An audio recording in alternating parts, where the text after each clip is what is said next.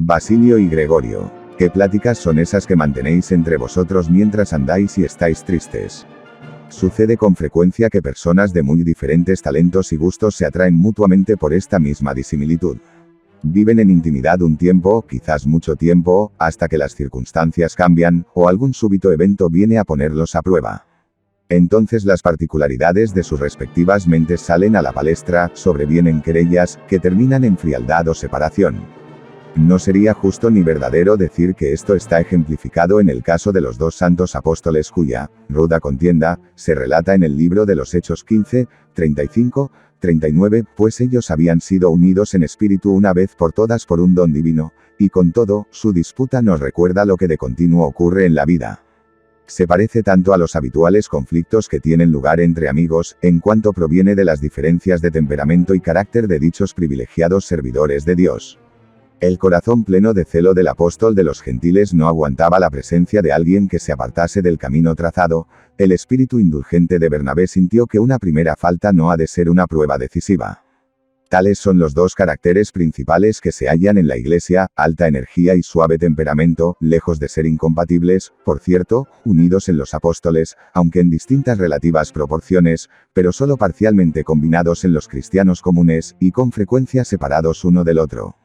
Este contraste de caracteres, que lleva primero a la intimidad, y luego a los diferendos, se despliega de un modo interesante, si bien penoso, en un pasaje de la historia de Basilio y Gregorio. Gregorio, el afectuoso, el tierno de corazón, el hombre de prontos sentimientos, el cumplido y elocuente predicador, y Basilio, el hombre de firme resolución y enérgicas realizaciones, el jefe de alto vuelo del rebaño de Cristo, el diligente trabajador en el campo de la política eclesiástica.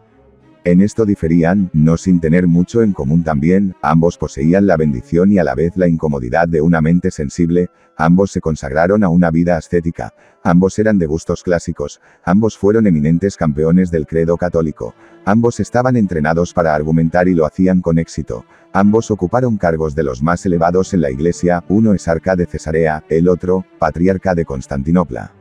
Ahora intentaré esbozar la historia de su intimidad. 2. Tanto Basilio como Gregorio eran nativos de Capadocia, aunque aquí también, bajo diferentes circunstancias. Basilio había nacido en una buena familia, y de antecesores cristianos. Gregorio fue hijo del obispo de Nacianzo, quien había sido criado como idólatra, o más bien como ipsistariano, mezcla extraña de religiosidad, en parte judía, en parte pagana, convertido al cristianismo por los esfuerzos de su esposa Nona, y admitido en la iglesia de Nacianzo por el bautismo. Posteriormente fue elegido obispo de esta ciudad, pero al no tener una base firme en la fe, consiguieron que la traicionara adhiriendo en 360 al credo arminiano, que le trajo muchos problemas, pero del cual finalmente fue rescatado por su hijo. Como Cesarea no distaba mucho de Nacianzo, los dos amigos se conocieron en su propia patria, pero su intimidad comenzó en Atenas, a la cual llegaron cada uno por distintos sendas con propósitos de estudio. Esto era alrededor del 350 después de Jesucristo, cuando tenían ambos 21 años. Gregorio llegó a la sede del saber un poco antes que Basilio, y así pudo hospedarlo y guiarlo a su arribo, pero la fama de los méritos de Basilio había cundido antes y se había propagado, según parece, en aquel sitio que, como en ningún otro, le resultaba difícil destacarse a un extranjero, y esto con una facilidad muy propia de él. Pronto se vio admirado y respetado por sus compañeros, pero Gregorio fue su único amigo, y compartía con él la reputación de sus talentos y honras. Permanecieron en Atenas durante 4 o 5 años, y hacia fines de la estadía llegaron a conocer a Juliano, luego tristemente conocido en la historia como el apóstata.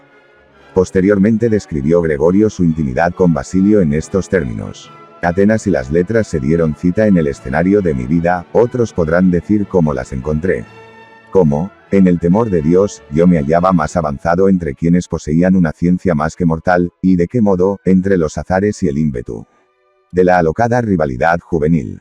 Corrió tranquila mi vida, como el manantial que bulle y se mantiene fresco bajo una capa de aguas turbias, sin que lograran desviarlo los artesanos del mal, y acercando en cambio a mis allegados a una suerte mejor. En Atenas recibí también de Dios un regalo aún más valioso: hacerme amigo de alguien de alto vuelo sapiencial, en conocimientos y en modo de vida sin rival.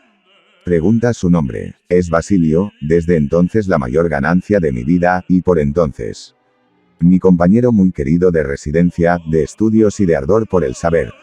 ¿Acaso no he de jactarme de haber formado con él, y no sin cierto renombre en Grecia, el dúo más fiel?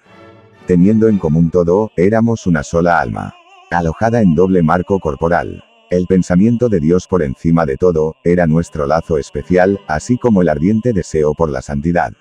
El uno al otro se atrevía a confiar, al punto de poder volcar hasta lo más hondo del corazón, y de este modo nos amábamos más, porque la simpatía abogaba a nuestro favor y hacía de ambos uno solo. Los dos amigos se habían formado para ser retóricos, y sus poderes oratorios eran tales, que prometían todo el éxito para la mundana ambición. Sus nombres eran conocidos a lo lejos y a lo ancho, sus talentos eran admitidos hasta por los enemigos, y ellos personalmente eran muy populares en el círculo de sus allegados. Es en estas circunstancias que tomaron la extraordinaria resolución de retirarse del mundo juntos, extraordinaria la llama el mundo, totalmente perplejo al constatar que haya personas sanas que conciban y estimen objetivos mejores que sus propios dones y favores. Ellos resolvieron pedir el bautismo a la Iglesia y dedicar sus talentos al servicio de aquel que se los había dado. Con temperamentos muy distintos, el uno, grave, el otro vivaz, uno proclive a deprimirse, el otro sanguíneo, el uno con graves pensamientos, el otro con pensamientos agudos y cálidos, llegaron de mutuo acuerdo a la conclusión de que las cosas visibles no pueden compararse con las cosas invisibles. Se retiraron del mundo por más que el mundo los apremiaba a quedarse. Lo que ocurrió cuando estaban a punto de dejar Atenas representa, como en figura, la manera con que cada uno se despidió del mundo y ellos entre sí. Al llegar el día de los adioses, sus compañeros y colegas, y hasta algunos profesores, fueron a buscarlos para oponerse a su partida mediante súplicas, argumentos y aún violencias. Esta ocasión mostró también sus respectivas disposiciones, pues el firme Basilio perseveró y se marchó, mientras Gregorio, de corazón tierno, se dejó influir y se quedó por un tiempito más. Basilio, de hecho, a pesar de la reputación que lo esperaba, ya desde el principio se había desilusionado de la literatura y de la filosofía, y parece haber dejado el mundo a partir de la simple convicción de su vacío. Dice Gregorio al respecto: él, cuando al modo humano se desconcertó, pues una cosa que esperábamos fuera mayor resultó ser menor de lo que se decía, comenzó a entristecerse, y se puso impaciente, al punto de no poder ya permanecer en su lugar de residencia. Habiendo avistado un objeto con esperanza, llamó a Atenas una felicidad vacua. Gregorio, por el contrario, miraba las cosas con más optimismo, como lo muestran estas siguientes observaciones. En esto estaba Basilio, pero yo conseguí quitarle gran parte de su aflicción enfrentándola con argumentos, suavizándola con reflexiones y haciéndole notar, lo que es muy verdadero, que no se llega a comprender el carácter enseguida, sino solo con el tiempo y con honda intimidad, y que tampoco están en condiciones de estimar los estudios los principiantes que recién empiezan, poco probados y en contacto superficial con los mismos. De este modo lo consolaba, y mediante continuos esfuerzos mutuos, me ligaba con más fuerza a mi amigo. Orad. 43. 3. Pero Gregorio tenía sus propias razones para dejar el mundo, más allá de lo que compartía con Basilio. Su madre lo había consagrado a Dios, antes y después de su nacimiento, y cuando era niño él había tenido un sueño notable, que le impresionó mucho.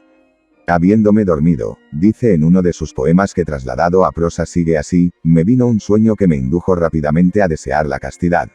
Dos formas virginales, de blanco, brillaban junto a mí. Ambas eran bellas y de la misma edad, y su ornato residía en la ausencia de aquellos que habitualmente forman parte de la belleza femenina. Nada de oro ni de jacinto por adorno en el cuello, ni seda delicada por vestido. Sus hermosas vestes estaban sujetas por un cordón y les llegaban hasta los tobillos. Sus cabezas y rostros se ocultaban tras un velo y sus ojos miraban al suelo. Mas hasta donde podía uno observar bajo sus espesos velos, lucía en ambas el bello resplandor de la modestia. Sus labios permanecían cerrados en silencio, como una rosa bajo sus hojas cubiertas de rocío. Al verlas me regocijé mucho, pues me dije que eran más que mortales. Y ellas por su parte no cesaban de besarme, y yo en tanto recibía luz de sus labios mientras me mimaban como a un hermano querido. Y cuando les pregunté quiénes eran y de dónde venían, una me contestó, pureza, y la otra, sobriedad, estamos junto a Cristo, el Rey, y nos deleitamos con la belleza de las celestiales vírgenes. Ven pues, hijo, une tu mente a nuestra mente, tu luz a la nuestra, así te arrebataremos con todo esplendor por el aire hasta colocarte bajo los rayos de la inmortal Trinidad. Carm. P. 930. Gregorio continúa diciendo que nunca perdió la impresión que esto le hizo, como, una chispa de fuego divino, o como un gusto a leche y miel divinas. Según esta descripción, podemos conjeturar que Gregorio abandonó el mundo a partir de una temprana pasión, si es que la podemos llamar así, por una pureza mayor que su propia naturaleza, y que Basilio lo hizo al percibir la nada del mundo y su corrupción. Ambos parecen haber considerado al mundo como una especie de ejercicio penitencial y a la vez un medio para alcanzar la perfección. Una vez que resolvieron consagrarse al servicio de la religión, se preguntaban sobre cuál sería el mejor modo de mejorar y emplear los talentos que les fueran confiados. Nunca se les pasó por la cabeza la idea de casarse y ordenarse, ni de construir o hermosear parroquias, ni de dedicarse a obras caritativas o buenos oficios, ni de ocuparse de una familia. Ellos creyeron que debían renunciar a tener mujer, hijos, propiedades, en vistas a ser perfectos, y, convencidos de ello, pensaron que su elección estaba entre dos modos de vida, considerados como extremos. Por esto permanecieron un tiempo perplejos. Gregorio habla de dos disciplinas ascéticas, la del solitario o eremita, y la del secular. Dice que la primera es provechosa para uno mismo y la otra para el prójimo. En el medio, empero, está la disciplina del cenobita, comúnmente llamada monástica, retirada del mundo pero actuando en un círculo selecto. Tal fue la regla que al fin decidieron adoptar los dos amigos, alejándose de en medio de la sociedad para servirla con mayor utilidad. He aquí el pasaje en que Gregorio describe la vida escogida por los dos amigos de común acuerdo. Violento era el torbellino en mi mente agitada por la tormenta, buscando, entre sendas santas, una senda más santa aún. Mucho tiempo había luchado por ahogar pensamientos carnales, y ahora lo hice con más energía todavía. Mas, cuando contemplaba metas más divinas, no acertaba a discernir cuál era la mejor, pues, como siempre en las cosas terrenas, cada una poseía su lado malo, y cada una su nobleza. Yo era el peregrino de un arduo viaje, que había superado las olas, y heme aquí ahora mirando en torno, con ojos ansiosos, para distinguir mi camino en la tierra.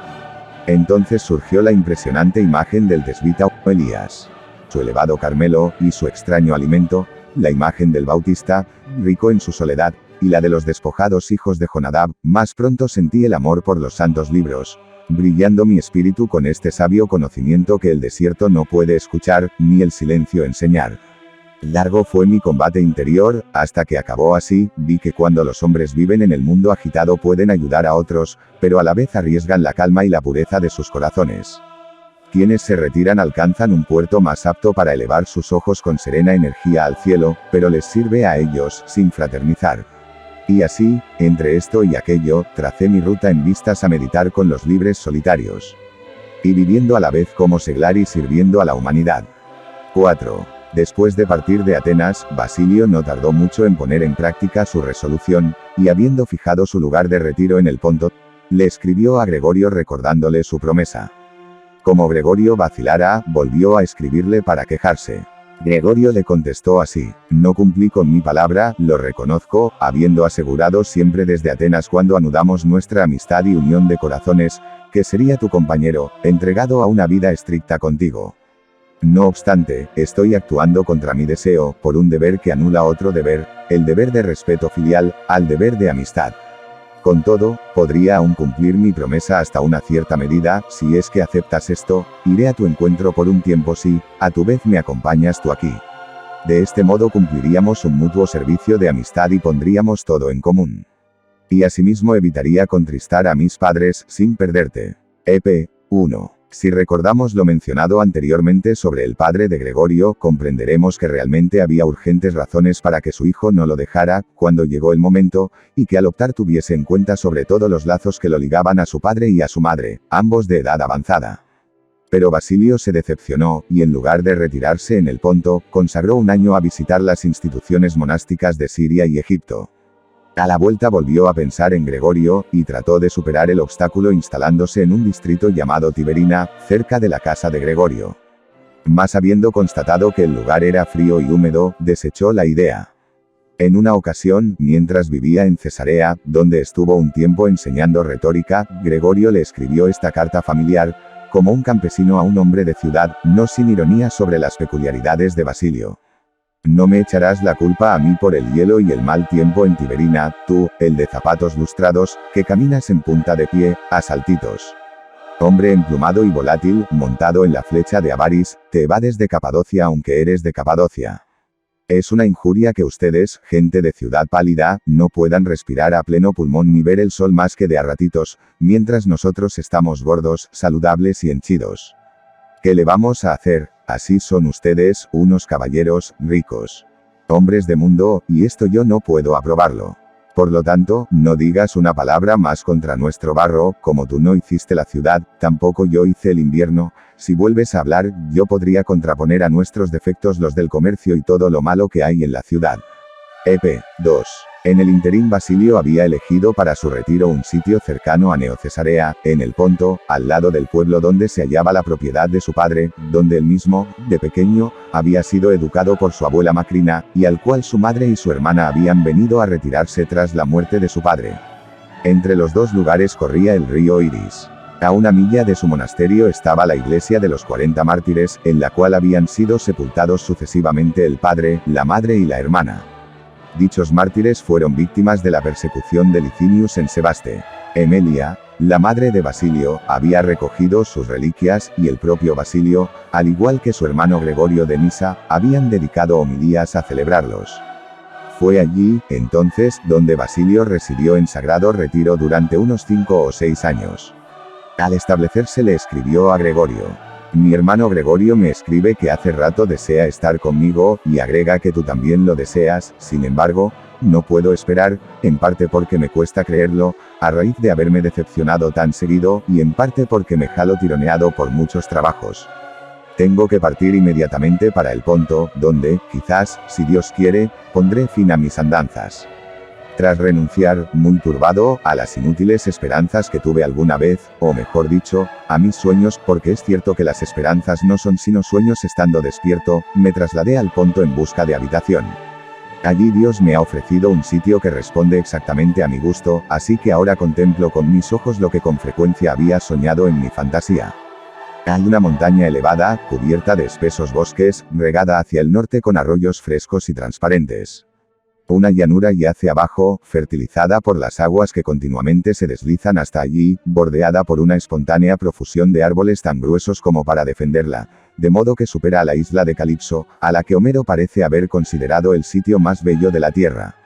De hecho, es como una isla, rodeada como está por todos lados por hondos abismos que la separan en dos direcciones. El río, que baja desde un precipicio, corre rodeándola por todo un lado, y es infranqueable como un muro, mientras la montaña que se extiende arriba y se junta a los abismos en una creciente, corta el sendero en su raíz. No hay más que un paso, cuyo dueño soy yo. Detrás de mi vivienda hay otra garganta que se eleva hacia una prominencia en la cima, como quien manda toda la extensión de la llanura y la corriente que lo abraza, lo cual no es menos bello a mi gusto que el Estrimón, visto desde Anfípolis. Pues mientras este último fluye pausadamente y apenas se hincha como un lago, demasiado calmo para ser un río, el primero es la corriente más rápida que conozco, y a veces también con torbellinos, a causa de la roca que le amenaza encima. Por lo cual, al descargarse abajo con violencia en una pileta honda, forma el escenario más agradable para mí o para cualquier otro, y cuyas profundidades constituyen para la gente de la región, un manantial inagotable de peces. Será necesario describir las exhalaciones de la tierra o las brisas desde el río. Que otros admiren la multitud de flores y pájaros cantores, pues yo no tengo tiempo para tales pensamientos. Empero, el mayor elogio del lugar es que, estando preparado para dar productos de todo tipo, netre lo que para mí es el producto más suave de todos, la quietud, de veras, no solo está exento del ruido de la ciudad, sino tampoco es frecuentada por viajeros, a no ser algún raro cazador. Abunda en presas de caza tanto como en otras cosas, pero me alegra afirmarlo, no en osos ni en lobos, como los que ustedes tienen, sino en ciervos y cabras salvajes, liebres y otras bestezuelas semejantes. ¿No te impresiona pensar qué insensato error estuve cerca de cometer al cambiar este sitio por tu Tiberina, auténtico foso de toda la tierra? Perdóname, entonces, el haberme establecido acá ahora, pues ni el mismo Alcmeón, supongo, hubiera soportado seguir adelante vagando desde el momento en que encontró las Equínades. EP. 4. Las Equínades son islitas que están en el Adriático, y el mito cuenta que allí se refugió Alcmeón. Gregorio contestó esta carta con otra que nos ha llegado, en que se burla punto por punto del cuadro sobre la soledad del Ponto, pintado por Basilio para atraerlo, y lo hace quizás por disgusto, quizás por el estado de ánimo de quien a propósito rebaja lo que, de haberlo admitido, hubiese resultado una gran tentación para él. Termina así. Esto es quizás más largo que una carta, pero más corto que una comedia. En cuanto a ti, será bueno que tomes a bien esta reprimenda, si no, seguiré retándote. EP 7. 5. Basilio se lo tomó a bien, pero ello no lo salvó de la amenaza contenida en la conclusión, pues Gregorio, después de haberlo hecho una visita, siguió con el mismo tono burlón en una epístola posterior. Gregorio a Basilio. Puesto que has tomado a bien mi reprimenda, te daré ahora otra, y para arrancar con Homero. Sigamos y cantemos tu adorno interior. Gregorio adapta el pasaje de la Odisea, 8. Es decir, la vivienda sin techo y sin puerta, el hogar sin fuego y sin humo, las paredes al menos suficientemente enluidas como para que la suciedad no se deslizara hasta nosotros mientras sufríamos el suplicio de Tántalo, la sed en medio de la humedad, aquel triste y magro banquete, para el cual me llamaste desde Capadocia, no como si se tratara de la frugal comida de los lotófagos sino de la mesa de Alción, tendida para un mísero escapado del naufragio. Gregorio continúa con sus citas y comparaciones clásicas. El suplicio de Tántalo consiste en tener el agua y la comida al alcance de la mano y no poder beberla ni comerla. Los lotófagos comedores de flor de loto y el banquete de Alción, rey de los feacios, a Ulises, relatados en la Odisea. Recuerdo el pan y el caldo como los llamaban, y seguiré recordándolos, como mis dientes se hincaban en tus cortezas y luego se apartaban con náuseas de esa pasta. Realmente tú podrías describir esto en un estilo trágico, adoptando ese sublime tono para tus sufrimientos. Yo, si no fuera por tu bondadosa madre que vino a rescatarme rápidamente, y en momentos de necesidad fue para mí como un puerto para el navegante en la tormenta, ya hace rato que hubiera muerto, habiendo obtenido poco honor, y más bien compasión, de la hospitalidad póntica. ¿Y cómo omitir aquellos huertos que no parecen huertos, desprovistos de legumbres? ¿Cómo olvidar la provisión de aullas que licuábamos para regarlos, o todo el tiempo que nos llevaba a arar la colina, yo como viñatero, y tú delicado, con tu cuello y tus manos que todavía tienen las marcas del trabajo? Oh tierra y sol, aire y virtud. Voy a declamar un poco, no para someter al Helesponto, sino para nivelar la pendiente. Si esta descripción no te incomoda, a mí tampoco, pero si a ti te incomoda, mucho más me incomodó a mí la realidad. Sin embargo, paso por alto la mayor parte de nuestras penurias a causa del tierno recuerdo que guardo de aquellas otras cosas que compartí contigo. EP 5. Esta descripción no es por cierto un cuadro de comodidad, y contrasta curiosamente con la visión romántica de Basilio sobre las mismas cosas. Pero por la carta siguiente podemos conjeturar que éstas lo superaron a Gregorio, y como Basilio se sintió herido, le escribió. Lo que te escribí antes sobre tu vivienda en el Ponto fue en broma, no en serio, pero ahora te escribo muy en serio. Quien me diera volver a esos meses pasados, cuando tuve el lujo de arduos sufrimientos junto a ti. Ya que una pena voluntaria vale más que una comodidad involuntaria. Quien me diera poder volver a aquellas salmodias y vigilias, y a esos ímpetus hacia Dios en la plegaria, y aquella vida, por así decir, casi inmaterial e incorpórea. O aquella unión entre hermanos, de naturaleza y de alma, por la cual tú los divinizas y los conduces a las alturas. O aquel emularse en virtud y aquel elevarse el corazón, que hemos consignado por escrito en decretos y cánones. O aquel amoroso estudio de los divinos oráculos y las luces que en ellos encontramos, guiados por el Espíritu Santo. O bien, para referirnos a cosas menores e inferiores, a las labores cotidianas, como recoger leña y partir piedras, plantar y drenar las acequias. O a aquel plátano dorado, más digno de honor que el de Jerjes, bajo el cual se me concedió sentarme, no como rey afeminado, sino como un monje fatigado, por mí plantado, regado por Apolo, es decir, tu honorable persona, acrecentada por Dios, para mi honor, a fin de que guardes un memorial de mi amoroso trabajo, a semejanza de la vara de Aarón que, según la escritura en que creemos, floreció y fue conservada en el arca. Es muy fácil aspirar a estas cosas, pero no fácil ganarlas. Así y todo, por favor, ven a verme para revivir mi virtud y trabajar conmigo, y si algún beneficio logramos juntos entonces, presérvamelo mediante tus oraciones, no sea que se amuste poco a poco, como una sombra cuando el sol declina. Porque tú eres mi respiración, más que el aire, y solamente vivo en la medida en que tú me acompañas, ya presente, ya ausente, por tu imagen. EP 6. Por esta carta colegimos que Basilio se repuso de la partida de Gregorio al formar en torno suyo una hermandad, en lo cual tuvo tal éxito que se lo considera el fundador de la disciplina monástica cenobítica en el Ponto. Cenobítica, de senos bios, significa vida comunitaria. A tal disciplina le dio sanción la Iglesia, tanto más cuanto el poder temporal la promovía y por tanto había más necesidad de incrementar el ascetismo, y al aumentar quienes lo profesaban, se volvió indispensable poner orden y método entre los mismos. La carta que sigue, escrita por Basilio en la época de las cartas antecitadas de Gregorio, nos permite penetrar bastante en la naturaleza de su regla y en los motivos y sentimientos que lo influyeron. Por ser muy larga damos algunos extractos de la misma. Basilio a Gregorio. Tu carta me trajo tu presencia, como quien reconoce a un amigo en su hijo. Es muy tuyo decirme que es poca cosa describir el lugar, sin mencionar mis hábitos y métodos de vida, para hacerme desear venir a acompañarme. Esto es digno de un alma que estima en nada todas las cosas de la tierra, en comparación con aquella beatitud que las promesas nos reservan. Sin embargo, me da vergüenza contaré cómo paso noche y día en este rincón solitario. Aunque haya abandonado las ciudades frecuentadas por ser fuentes de males innumerables, todavía no he aprendido a abandonarme a mí mismo. Estoy como quien, por el mareo, se enoja por el tamaño del navío que se balancea demasiado y se pasa a un botecito, y sigue mareado pues lleva consigo la causa que es su estómago delicado. De allí que no haya sacado gran provecho de este retiro. No obstante, lo que expondré es el proyecto de lo que me propongo hacer, en vistas a seguir los pasos de aquel que es nuestro guía para la salvación y que ha dicho, que si alguien quiere venir en pos de mí, que se niegue a sí mismo, que tome su cruz y me siga. Debemos esforzarnos por aquietar nuestra mente. Así como el ojo no puede distinguir con precisión un objeto que tiene delante a menos que lo mire con fijeza, así tampoco puede la mente, distraída por mil cuidados mundanos, estar en condiciones de aprehender la verdad.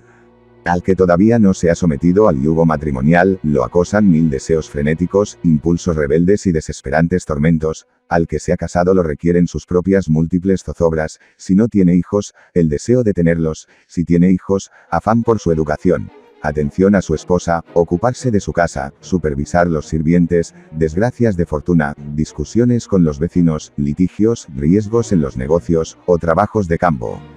Cada día trae algo que va oscureciendo el alma, y cada noche prolonga las ansiedades diurnas engañando la mente con ilusiones. Ahora bien, una manera de escapar de todo ello es separarse del mundo, no separarse físicamente, sino cortar la simpatía del alma por el cuerpo, y así vivir sin ciudad, casa, riquezas, sociedad, posesiones, medios de vida, negocios, compromisos, saber humano, para que el corazón pueda recibir rápidamente cada impresión de la enseñanza divina. La preparación del corazón estriba en desaprender lo que hay de perjudicial en el trato con lo malo. Es limpiar la tableta de cera antes de tratar de escribir en ella. Ahora bien, la soledad es muy conveniente para este propósito, en cuanto calma nuestras pasiones y brinda a la razón la oportunidad de arrancarlas del alma. Tal es el sentido y el ímpetu de los monasterios y de la vida monástica, servir a Dios sin distracciones. Los ejercicios piadosos nutren el alma con pensamientos divinos. ¿Qué estado podría ser más bendito que imitar en la tierra a los coros de ángeles? Comenzar el día con oraciones, y honrar a nuestro Hacedor con himnos y cantos. A lo largo de la jornada entregarnos a nuestras tareas acompañándolas con la oración, y sazonar nuestro trabajo con himnos, como si fueran sal. Los himnos consoladores componen el ánimo y lo inducen a un estado grato y sereno. La quietud, pues, como dije, es el primer escalón en nuestra santificación. La lengua purificada de las charlas del mundo, los ojos desprendidos de los bellos colores y de las formas atrayentes, sin que el oído relaje el tono de la mente con canciones voluptuosas ni con lo que es peor, con la charla de hombres frívolos y bufones. Así la mente, libre de la disipación proveniente de afuera y sin que los sentidos la arrastren hacia el mundo, desciende a su interior y desde allí asciende a la contemplación de Dios. El estudio de la escritura inspirada es el medio primordial de descubrir nuestro deber, pues allí encontramos a la vez instrucciones de conducta y las vidas de benditos hombres, vivientes imágenes de vida divina, que nos mueven a imitar sus buenas obras. De ahí que cada uno de nosotros, sea cual sea su defecto, dedicándose a tal imitación, pueda encontrar allí, como en un dispensario, el remedio adecuado para curarse. A quien le atraiga la castidad deténgase en la historia de José y aprenda de él a obrar castamente, descubriendo que no solo era capaz de ser dueño de los asaltos del placer, sino también virtuoso por hábito. Podrá aprender de Job la fortaleza. O si pregunta cómo ser a la vez suave y enérgico contra el pecado y suave con los hombres, hallará a David, noble en sus empresas guerreras, capaz de apiadarse al tomar venganza de los enemigos. También fue así Moisés, capaz de increpar a los que pecaron contra Dios pero soportando con mansedumbre a quienes hablaron mal contra él. Querría hacer del monje un auténtico caballero, pues continúa. También, un punto principal a tener en cuenta es saber cómo conversar, interrogar sin insistir demasiado, contestar sin deseo de ostentación, no interrumpir al que está hablando bien, no ambicionar meter palabras propias, ser medido en hablar y escuchar, no avergonzarse de recibir, ni dar una información de mala gana, no ocultar lo que uno ha aprendido de otros, como hacen ciertas mujerzuelas con sus hijos, sino referirlas honradamente a su verdadero padre. El tono medio de voz es el mejor, ni bajo e inaudible, ni alto y tonante. Hay que reflexionar primero lo que uno va a decir, y recién después pronunciarlo, ser cortés al dirigirse a otro, ser amable en las relaciones, no buscar agradar con sutilezas, sino cultivar la gentileza al dar consejos. Siempre descartar la rudeza, aun cuando se trate de censurar. EP. 2. Estas últimas observaciones resultan notables, si se tienen en cuenta lo que ya nos había dicho Gregorio sobre el modo de ser de Basilio. En otra epístola, de carácter apologético, este habla sobre los ejercicios de devoción en su monasterio. Nuestra gente se levanta cuando todavía es de noche, para dirigirse a la casa de oración. Después de haber hecho su confesión a Dios, con aflicción, abatimiento y continuas lágrimas, se ponen de pie para cantar los salmos. Divididos en dos, se responden mutuamente, profundizando de este modo su estudio de los santos oráculos y asegurando al mismo tiempo su atención de corazón sin divagar. Luego, uno dirige el canto y los demás lo siguen, así, salmodiando con variedad pasan la noche, intercalando oraciones. Cuando despunta el día, todos juntos, como una sola boca y solo corazón, elevan a Dios el salmo de confesión, haciendo suyas cada uno las palabras de arrepentimiento. EP. 207. Así fue la vida de Basilio hasta ser llamado al sacerdocio, que lo llevó a dejar su retiro de Cesarea, de noche, oración, de día, trabajo manual, estudio teológico, y atención a los pobres. 6. El siguiente intercambio cordial entre Basilio y Gregorio fue en ocasión del diferendo entre Basilio y su obispo, Eusebio, cuando, según relatamos antes, Gregorio intervino con éxito para reconciliarlos. Y posteriormente tuvo lugar otro contacto a raíz de los hechos consecuentes a la muerte del hermano de Gregorio, Cesáreo. En su lecho de muerte este había dejado todos sus bienes a los pobres. Pero el legado fue imposibilitado, primero por sus servidores y otras personas de su entorno que se apuraron a llevarse todos los objetos de valor que pudieron conseguir, y luego, al tomar Gregorio posesión del resto, por el fraude de unos pretendidos acreedores que apelaron a la ley cuando aquel se negó a satisfacerlos. En esta ocasión Basilio secundó su alegato ante el prefecto de Constantinopla, que era de Cesarea y que había conocido a los amigos allí y en Atenas. Llegamos ahora a la elección de Basilio para el exarcado de Capadocia, que se debió en buena parte a la intervención de Gregorio y de su padre en su favor. Este hecho, llevado adelante con bastante riesgo de fracasar, por causa del poder civil y de la facción episcopal opuesta a Basilio, fue sin duda en ese momento un motivo de acrecentar el afecto entre los dos amigos, pero pronto habría de ser la ocasión del distanciamiento y enfriamiento de los cuales hablé al comienzo de este capítulo. Gregorio, como dije, tenía un temperamento amable, le atraían el retiro y las ocupaciones literarias, y tendía a cultivar el cristianismo en su aspecto doméstico y social, más que entre las fatigas de las disputas eclesiásticas. También lo que he dicho es suficiente para demostrar que no hay en mí la menor intención de acusar de egoísmo a un santo tan grande como él, y su conducta posterior en Constantinopla, cuando Gregorio fue patriarca de Constantinopla. Pone bien de manifiesto lo capaz que era de soportar la persecución y enfrentarla durante las querellas referentes al Evangelio. Así y todo, dichas escenas de conmoción le resultaban verdaderos sufrimientos, sin contar los riesgos personales que de ellas podían resultar. Dejemos que esta carta de Gregorio explique sus sentimientos, Gregorio a Basilio. Confieso que estoy encantado de hallarte sentado en el alto trono, y ver la victoria del Espíritu que ha elevado sobre el candelero una luz que ya antes lucía con brillo. ¿Cómo no alegrarme, viendo tan venidos a menos los intereses generales de la Iglesia, y ella tan necesitada de una mano como la tuya para guiarla? No obstante, no me apresuré a allegarme a ti enseguida, ni lo haré, no me lo pidas. En primer lugar no lo hice por delicadeza hacia tu propio carácter, para que no parezca que andas buscando con desvergüenza y apuro rodearte de tus partidarios, cosa que podrían insinuar tus objetores. En segundo lugar, no lo hice por mi propia tranquilidad y reputación. Quizás tú dirás, ¿cuándo, pues, vendrás, y hasta cuándo será el retardo? Hasta que Dios me lo mande, hasta que las sombras de la oposición y de los celos hayan pasado. Confío en que no puede pasar mucho antes que se alejen los ciegos y cojos que a David le impiden entrar en Jerusalén. EP 45. Finalmente Gregorio vino a Cesarea, donde Basilio le testimonió toda clase de afecto y respeto, y como Gregorio no aceptó ningún honor público, por temor a los celos que podría provocar, su amigo lo dejó hacer como quería, sin preocuparse de que lo criticaran por descuidar a Gregorio, tal como éste observa, quienes no estaban al corriente de las circunstancias. Pero Basilio no pudo retenerlo mucho tiempo en la metrópoli, como lo muestra la siguiente carta, escrita con motivo de una acusación de heterodoxia que un monje de Nacianzo lanzó a Basilio y contra la cual Gregorio protestó públicamente y con indignación, aunque a Basilio le requirió que le aclarara personalmente el asunto. Basilio se sintió herido y le contestó en estos términos, Basilio a Gregorio.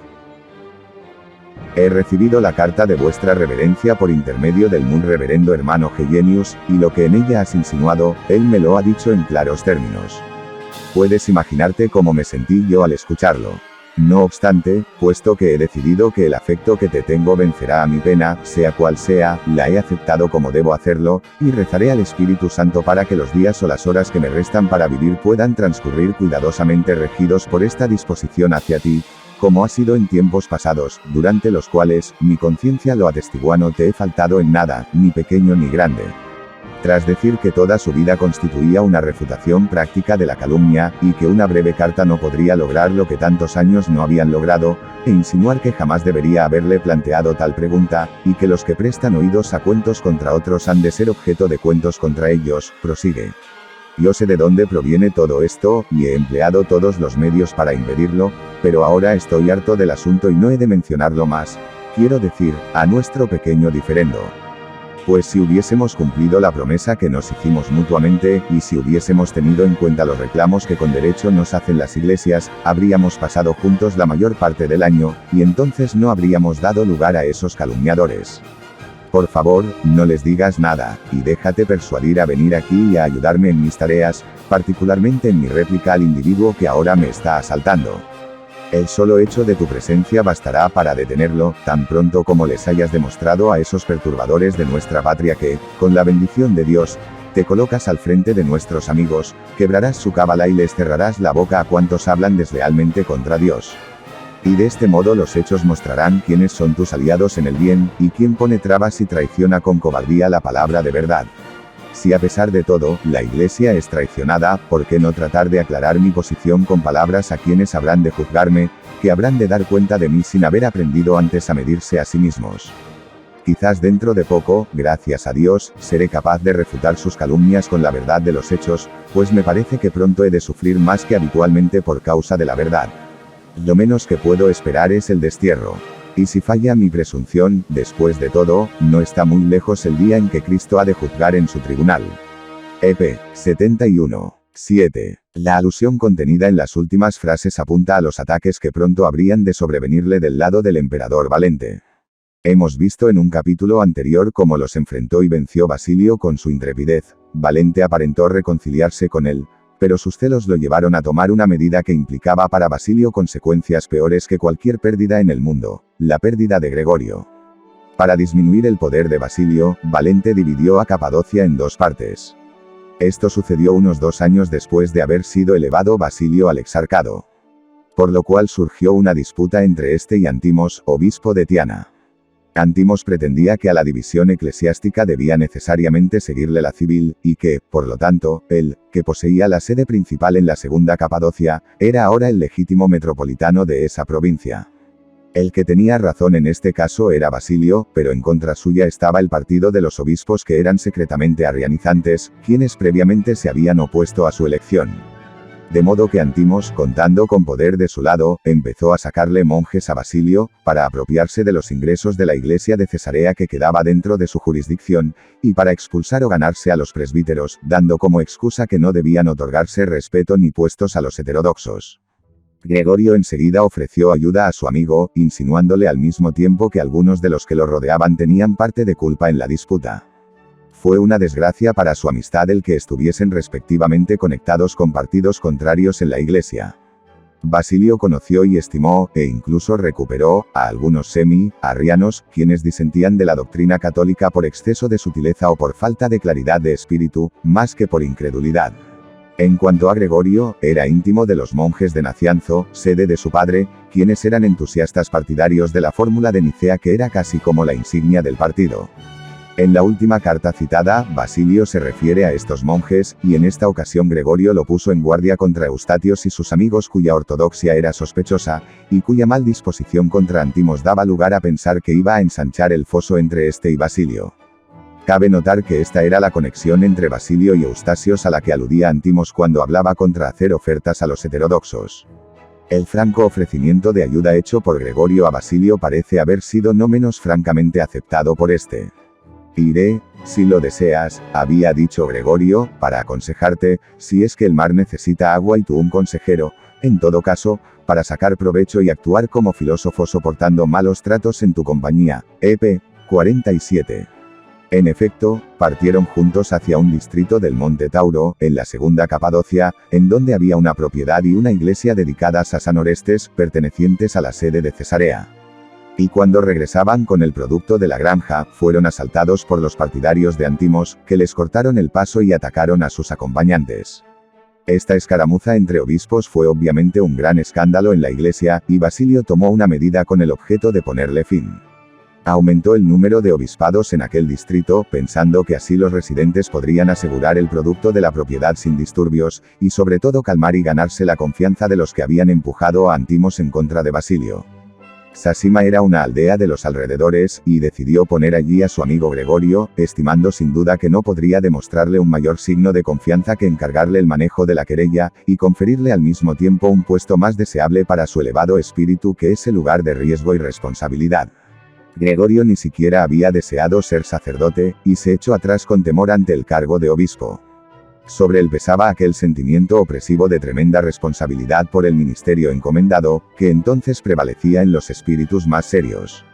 Me siento incapaz de este combate, había dicho durante su ordenación, y por ello escondí mi rostro, y me mantuve aparte, y busqué sentarme en soledad, lleno de amargura, a fin de guardar silencio, porque estaba convencido de que los días eran malos, a partir del momento en que los amados de Dios habían dado coces contra la verdad y se habían vuelto hijos rebeldes. Y además, está la eterna lucha contra las pasiones que mi cuerpo de humillación me provoca noche y día, en parte escondido, en parte abiertamente, y el ser sacudido de acá para allá y arrojado al torbellino entre los sentidos y los deleites de la vida, y estar hundido en el barro profundo, porque la ley del pecado lucha contra la ley del espíritu, tratando de borrar en nosotros la imagen real y todo aquello de que hemos sido investidos por el soplo divino. Considero imprudente tomar a cargo la cura de almas y constituirse en mediador entre Dios y el hombre, como le corresponde a un sacerdote, antes de haber vencido con todo nuestro poder el principio que nos tira hacia abajo, y de haber purificado a fondo nuestra mente, y de haber adelantado mucho y aproximarnos más a Dios. 2. Con estos admirables pensamientos se mezclaba la debilidad propia del hombre. Había consentido ser consagrado solo ante el urgente mandato de su padre, y la reluctancia que experimentó al tomar el ministerio, la transfería ahora frente a ocupar la sede que se le confiaba. Podría parecer presumido de mi parte este arbitraje de los santos y juzgar hasta qué punto acertaba o erraba, pero no es esa mi intención realmente. Lo único que hago es pasar revista a sus conductas externas a lo largo de su desarrollo histórico. Dada esta explicación, digo que un asceta, como Gregorio, no debería haberse quejado del lugar en que estaba su sede, como carente de belleza e interés, aunque si se permitiese sentir la responsabilidad de una ubicación tan vecina a Antinos. Tal era, sin embargo, su debilidad, y él repelía la acusación de su conciencia contra sí mismo, achacándole falta de cortesía a Basilio al colocarlo en Sasima. Por otra parte, es muy posible que Basilio, en su ansiedad por asentar con firmeza su exarcado, tuvo poco en cuenta el carácter y los gustos de Gregorio, y sobre todo, el deber que a este lo ligaba con Nacianzo. He aquí la explicación sobre el asunto, dada por Gregorio en una carta que trasunta mucha cólera, y hasta resentimiento, contra Basilio. Dice: dame paz y quietud sobre todas las cosas. ¿Por qué habría yo de estarme luchando por mamones y pájaros que no son míos, como si se tratara de almas y cánones eclesiásticos? Bien, asume tu rol de hombre, hazte el fuerte, haz redundar todo en tu gloria, tal como los ríos chupan el torrente de la montaña, pensando poco en la amistad y la intimidad, en comparación con altas metas y piedad, y sin pensar lo que el mundo piensa de ti por todo ello, pues eres únicamente propiedad del Espíritu, y yo, por mi parte, sacaré gran beneficio de tu amistad, con no confiar ya en amigos, y no anteponiendo nada a Dios. EP 48. Al comienzo de esta misma carta, lo censura a Basilio por su trono episcopal, que de repente lo colocó más alto que Gregorio. En otra parte lo acusa de ambición y deseo de agrandarse. Basilio parece haberlo acusado, por su parte, de indolencia, lentitud y pobreza de espíritu. 8. Tal fue la penosa crisis de un distanciamiento que ya se estaba preparando desde hacía tiempo. De aquí en adelante, no poseemos ninguna carta entre los amigos, solo un acto de comunicación descubrimos en esta historia. Y verdaderamente, esta excepción resulta muy interesante. Basilio fue a ver a Gregorio a Nacianzo en 374 después de Jesucristo, cuando murió su padre. Pero esto no es sino como un fulgor repentino, como para recordarnos esa caridad que ardía aún entre ambos, y que mitigaba apenas la dolorosa catástrofe, desde el punto de vista que presenta la historia. Antimus nombró a un obispo rival en la sede de Sasima, y Gregorio, renunciado a disputarla, retornó a Nacianzo. Basilio trabajó solo. Gregorio mantuvo su sentimiento de aquella indelicadeza por parte de Basilio, aún después de su muerte, aunque no por esto dejaba de admirarlo ni reverenciarlo, y más aún que antes, atribuyendo su conducta a su sentido del deber. En su oración fúnebre, tras ponderarlo por haber creado nuevas sedes, dice: con esta disposición hube de mezclarme yo accidentalmente. No me siento obligado a edulcorar mis frases. Por más que admiro tanto cuanto hizo, y más de lo que puedo expresar, así y todo hay una cosa que no puedo aprobar, pues confieso mi sentimiento, que de alguna manera ya conoce el mundo, su inacostumbrada conducta inamistosa hacia mí, cuya pena no ha conseguido remover el tiempo. Pues a ella le atribuyo toda la irregularidad y confusión de mi vida, y el no ser capaz, al menos en apariencia, de comandar mis sentimientos, aunque esto último sea irrelevante. A menos que, en verdad, se me permita excusar a Basilio declarando que tenía en vistas fines trascendentes al mundo, y que, habiendo partido de este aún antes de que acabase su vida, él encaraba todo según la perspectiva del espíritu, y aunque sabía cómo reverenciar la amistad, solamente la descuidaba cuando era su deber preferirlo a Dios, y ocuparse más de las cosas que esperamos que de las cosas efímeras. Orad. 43. Estos hechos lamentables sucedieron a los 2 años de haberse hecho cargo Basilio del episcopado, y 8 o 9 años antes de su muerte. Antes y después pasó por muchas pruebas, muchas penas, pero esta pérdida de Gregorio fue probablemente la mayor de todas. Traducción de Inés de Casañe.